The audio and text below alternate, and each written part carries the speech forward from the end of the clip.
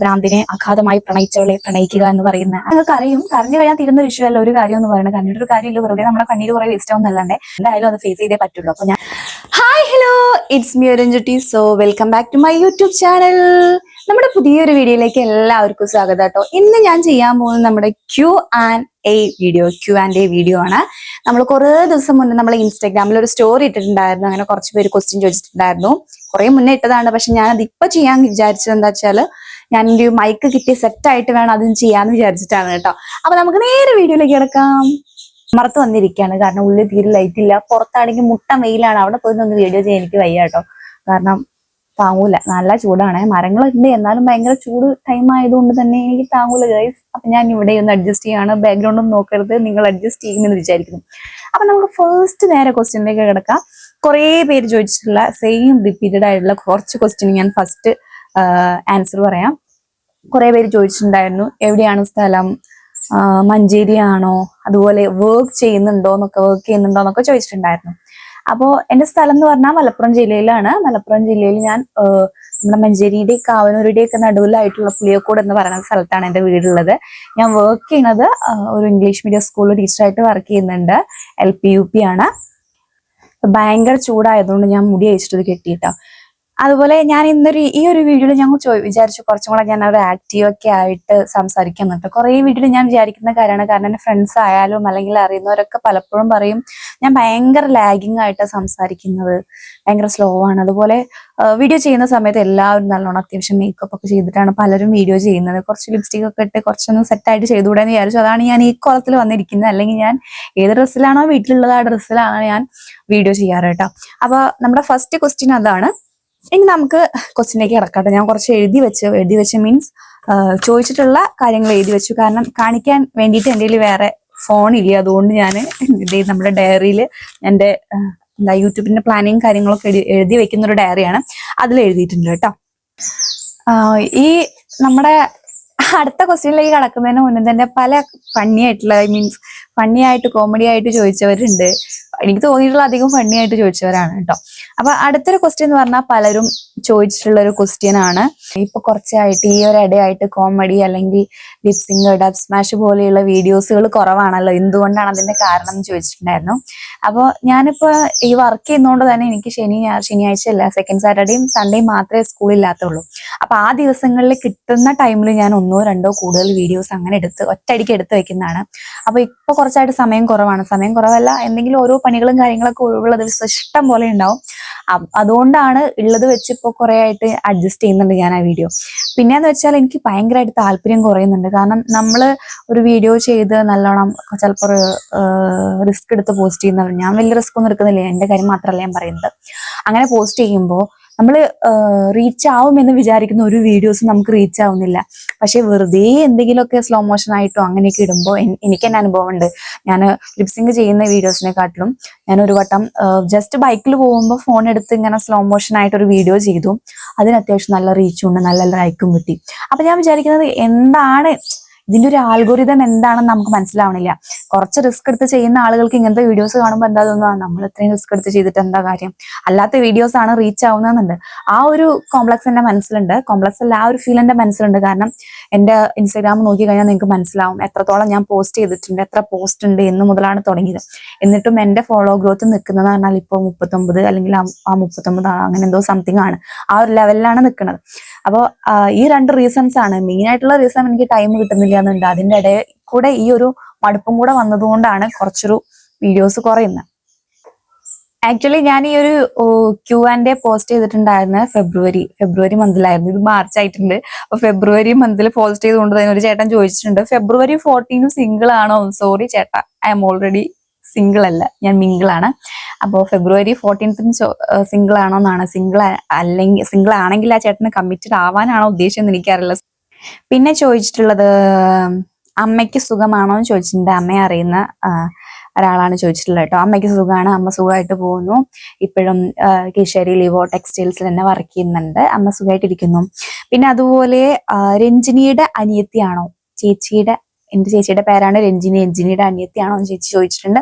അതേ, രഞ്ജിനിയുടെ അനിയത്തി തന്നെയാണ് കേട്ടോ.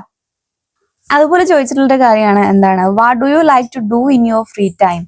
ഫ്രീ ടൈമിൽ എന്താണ് ചെയ്യാൻ ആഗ്രഹിക്കുന്ന അല്ലെങ്കിൽ ചെയ്യാൻ എങ്ങനെ സ്പെൻഡ് ചെയ്യും ഫ്രീ ടൈം എന്നുള്ള കാര്യം ഇത് തന്നെയാണ്. ഫ്രീ ടൈം എനിക്ക് കിട്ടിയിട്ടുണ്ടെങ്കിൽ ഇത് ഞാൻ റിംഗ് ലൈറ്റും സാധനങ്ങളും ഓണാക്കി വെച്ച് എന്താണോ വീഡിയോ എടുക്കാനുള്ളത് അതെടുക്കും. അതാണ് എന്റെ മെയിൻ പരിപാടി. കുറച്ച് മുന്നേ കാലഘട്ടത്തിൽ എനിക്ക് കുറച്ച് ക്രാഫ്റ്റും കാര്യങ്ങളും ബോട്ടിൽ പെയിന്റും കാര്യങ്ങളൊക്കെ ഉണ്ടായിരുന്നു. ഇപ്പൊ അത് താല്പര്യം കുറഞ്ഞു. ഇപ്പൊ വീഡിയോയിലേക്കായിട്ട് കോൺസെൻട്രേറ്റ് ചെയ്തു. പിന്നെ കിട്ടുന്ന സമയം ചിലപ്പോഴൊക്കെ ഇരുന്ന് പഠിക്കാറുണ്ട്, എക്സാമിനും ഓരോ PC എക്സാമിനും കാര്യങ്ങൾക്കൊക്കെ. അങ്ങനെയാണ് എന്റെ ഫ്രീ ടൈം ഞാൻ സ്പെൻഡ് ചെയ്യാറ്. പിന്നെ secret of your smile already കഴിഞ്ഞ് നമ്മുടെ ഫസ്റ്റ് Q&Aയിൽ ചോദിച്ചിട്ടുണ്ട്. അതിനുള്ള മറുപടി ഞാൻ കറക്റ്റ് ആയിട്ട് ആ വീഡിയോയിൽ പറഞ്ഞിട്ടുണ്ട്. അപ്പൊ ആ ചേട്ടനൊന്ന് ആ വീഡിയോ എടുത്ത് കാണും, അപ്പൊ മനസ്സിലാവും. ദെൻ അതിന്റെ ഇടയ്ക്ക് ഞാൻ ഈ Q&A ചോദിച്ചതിന്റെ ഇടയ്ക്ക് കുറെ പേര് GK ഒക്കെ ചോദിക്കുന്നത് ദൈവമേ എന്നെ കുഴപ്പിക്കാനാണോ എന്തോ. GK ചോദിച്ചിട്ടുണ്ട്. First prime minister of India. ഇതാർക്കാണ് കുട്ടി അറിയാത്തത്? First prime minister of India Jawaharlal Nehru ആണെന്ന് എല്ലാവർക്കും, ചെറിയ കുട്ടികൾക്ക് പോലും അറിയാം. എന്നെ ആക്ഷേപിക്കാൻ വേണ്ടി ചോദിച്ചതാണോ എന്ന് എനിക്ക് മനസ്സിലായില്ല. എന്താണ് താങ്കൾ ഉദ്ദേശം എന്ന് പറഞ്ഞാൽ നന്നായിരുന്നു. പിന്നെ ചോദിച്ചിട്ടുള്ളത് എന്റെ DP പറ്റി ചോദിച്ചിട്ടുണ്ട് കേട്ടോ. തലയിൽ എന്തിനാ ചെമ്പരത്തിപ്പൂ വെച്ചത്? ഒന്നും വിചാരിക്കരുത്, അറിയാൻ വേണ്ടി ചോദിച്ചതാണെന്ന് പറഞ്ഞു. അവന് ഭയങ്കര ഇഷ്ടമാണ് ചെമ്പരത്തിപ്പൂ എന്ന് പറയണത്. പലപ്പോഴും ചെമ്പരത്തി എന്ന് പറയുമ്പോൾ നമ്മൾ എന്താ പറയുക, ഒരു ഭ്രാന്തിന്റെ അല്ലെങ്കിൽ ഭ്രാന്തിന്റെ അടയാളമായിട്ട്, ഭ്രാന്തമായിട്ടുള്ളതിന്റെ അടയാളമായിട്ടാണ് ചെമ്പരത്തി പൂവിനെ കാണുന്നത്. പക്ഷെ ആ പൂവിന്റെ ഭംഗിയോ അല്ലെങ്കിൽ അതിന്റെ ആ നിറമോ ആരും ആസ്വദിക്കുന്നില്ല. ഞാൻ സാഹിത്യം പറയുന്നതല്ല, all the dreams like twinkle stars. പക്ഷെ എപ്പോഴും അങ്ങനെയാണല്ലോ, നമ്മൾ ആ ചെമ്പരത്തിപ്പൂവിന് നമ്മള് ഭ്രാന്തിന്റെ അടയാളമായിട്ട് മുദ്ര കുത്തുന്നു. അപ്പോ എനിക്ക് പണ്ട് ഈ എഴുത്തും കുത്തും കാര്യങ്ങളും കവിത എഴുത്തും കാര്യങ്ങളൊക്കെ ഉണ്ടെന്ന്, അതുകൊണ്ടാണെന്നൊന്നും എനിക്കറിയില്ല. എനിക്ക് ഭയങ്കര ഇഷ്ടമാണ്. അതായത് ഭ്രാന്തിനെ അഗാധമായി പ്രണയിച്ചവളെ പ്രണയിക്കുക എന്ന് പറയുന്ന ആ രീതിക്കുള്ള കാര്യങ്ങൾ കേട്ടോ. പിന്നെ ചോദിച്ചിട്ടുള്ളത് യു ആർ ദ ദൈവം, ഒന്ന് അനുഗ്രഹിക്കാമോ? ഞാനാണ് ദൈവം, ഒന്ന് അനുഗ്രഹിക്കാമോ എന്ന് ചോദിച്ചിരിക്കുന്നു. തീർച്ചയായും ഞാൻ അനുഗ്രഹിക്കാം കുട്ടി. അനുഗ്രഹിച്ചിരിക്കുന്നു. അപ്പൊ അനുഗ്രഹം വാങ്ങിപ്പോയാലും അനുഗ്രഹം കിട്ടി എന്ന് പ്രതീക്ഷിക്കുന്നു. ഇത് നമ്മുടെ സമാധിയിലെ ഡയലോഗാണ്.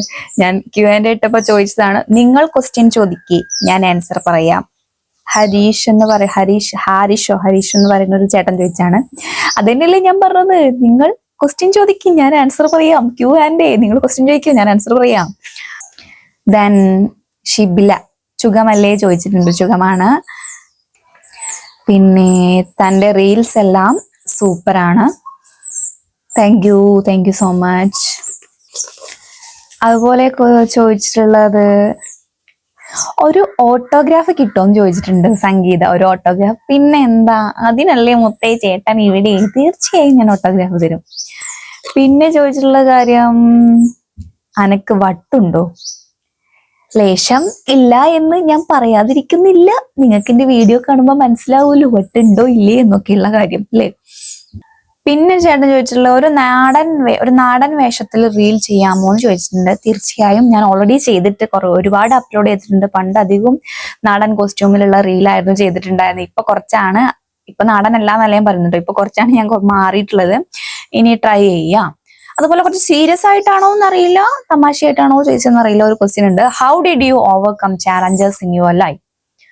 എങ്ങനെയാണ് നിന്റെ ലൈഫിലുള്ള ചാലഞ്ചസ് ഞാൻ ഓവർകം ചെയ്യുക എന്ന് ചോദിച്ചിട്ടുണ്ട്.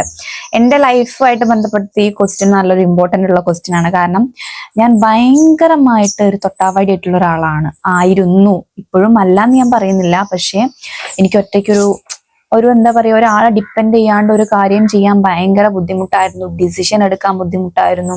അല്ലെങ്കിൽ എന്ത് സാധനം വാങ്ങിക്കാൻ, അല്ലെങ്കിൽ ഒരു കാര്യം ചെയ്യാം, ഈവൻ അക്ഷയയിൽ പോവാൻ പോലും ഒരാൾ കൂടെ ഇല്ലാണ്ട് എനിക്ക് പോവുക, ബാങ്കിലായാലും ഒരാൾ കൂടെ ഇല്ലാണ്ട് പോവാന്ന് പറഞ്ഞാൽ എനിക്ക് ഭയങ്കര പേടിയായിരുന്നു. ഒരു തരം ഇപ്പൊ എന്തൊക്കെ പ്രശ്നങ്ങൾ ഫേസ് ചെയ്യേണ്ടി വന്നാലും അല്ലെങ്കിൽ എന്തെങ്കിലും ഇഷ്യൂകളൊക്കെ ഉണ്ടായാലും എനിക്കത് കഴിയില്ല. എന്റെ അപ്പത്തെ സൊല്യൂഷൻ എന്ന് പറയുന്നത് ഞാൻ കരയും. കുറെ അങ്ങ് കരഞ്ഞു കഴിയാൻ തീരുന്ന ഒരു ഇഷ്യൂ അല്ല ഒരു കാര്യം എന്ന് പറയുന്നത്. കരഞ്ഞിട്ടൊരു കാര്യമില്ല, വെറുതെ നമ്മുടെ കണ്ണീര് കുറെ വേസ്റ്റ് ആവുന്നല്ലാണ്ടേ. പക്ഷെ ഇപ്പൊ ഈ കുറച്ച് കാലഘട്ടത്തിനുള്ളിൽ അല്ലെങ്കിൽ കുറച്ച് കാലമായിട്ട് എനിക്ക് സ്വന്തമായിട്ട് തന്നെ എന്തെങ്കിലും കാര്യത്തിന് സ്വന്തമായി ഡിസിഷൻ എടുക്കാനും അല്ലെങ്കിൽ ഒരു കാര്യം ഒറ്റയ്ക്ക് ചെയ്യാനും ഇനിയിപ്പോ എന്ത് തന്നെ വന്നാലും കുറച്ചൊന്ന് ഫേസ് ചെയ്യാനുള്ള ധൈര്യം എനിക്കുണ്ട്. അതിപ്പോ ചലഞ്ചസ് ഏത് രീതിയിലായാലും ഞാൻ ഫേസ് ചെയ്യാൻ റെഡിയാണ്. അതിപ്പോ നമുക്ക് ഓരോന്ന് വരുമ്പോഴേ നമുക്ക് പറയാൻ പറ്റുള്ളൂ അത് ഏത് രീതിയിലാണെന്നുള്ളത്. എന്തായാലും ഞാൻ അതിനെ നേരിട്ടുകൊണ്ട് തന്നെ രണ്ട് കൈയും സ്വീകരിച്ച് ഓവർകം ചെയ്യാൻ പഠിച്ചിട്ടുണ്ട്. അല്ലെങ്കിൽ നമ്മളെ ജീവിതം നമ്മളെ മാറ്റൂലോ. അതായത് അത് ഫേസ് ചെയ്യാൻ നമ്മൾ റെഡി ആവണം. അല്ലാതെ അതിന് ഒഴിഞ്ഞു മാറിയിട്ടൊരു കാര്യമില്ല. നമ്മൾ എന്തായാലും അത് ഫേസ് ചെയ്തേ പറ്റുള്ളൂ. അപ്പൊ ഞാൻ എന്ത് പ്രശ്നം തന്നെ ആയാലും ഇപ്പൊ അതിനോട് ഫേസ് ചെയ്യാൻ അല്ലെങ്കിൽ അതിനോട് പൊരുത്തപ്പെടാൻ ഞാൻ റെഡി ആയിട്ടുണ്ട്. അതായത് എന്ത് വന്നാലും എനിക്ക് ചെയ്യാൻ കഴിയും, അല്ലെങ്കിൽ ഇത് ഇത്രയല്ലേ ഉള്ളൂ, ഇത് വന്ന് പോട്ടെ എന്നുള്ള രീതിയിൽ എനിക്ക് എന്തായാലും ഞാൻ അതിനെ ഓവർകം ചെയ്തിട്ടുണ്ട് ഇപ്പൊ കുറെ കാലഘട്ടമായിട്ട്. പിന്നെ ചോദിച്ചിട്ടുള്ളൊരു കാര്യം എന്ന് വെച്ചാല് നിനക്ക് ബുദ്ധിയില്ലാത്ത കാര്യം വീട്ടുകാർക്കും നാട്ടുകാർക്കും അറിയുമോ എന്ന് ചോദിച്ചിട്ടുണ്ട്. ഓൾവേസ് അവർക്ക് അറിയുമല്ലോ, കാരണം ഞാൻ ഈ ചെയ്യുന്ന കൊപ്രായങ്ങളും കട്ടിക്കുട്ടലുകളൊക്കെ അവർ കാണുന്നതാണ്, അതുകൊണ്ട് അറിയാം. ചോദിച്ചിട്ടുള്ളത് അറിയുന്ന വ്യക്തിയാണ്.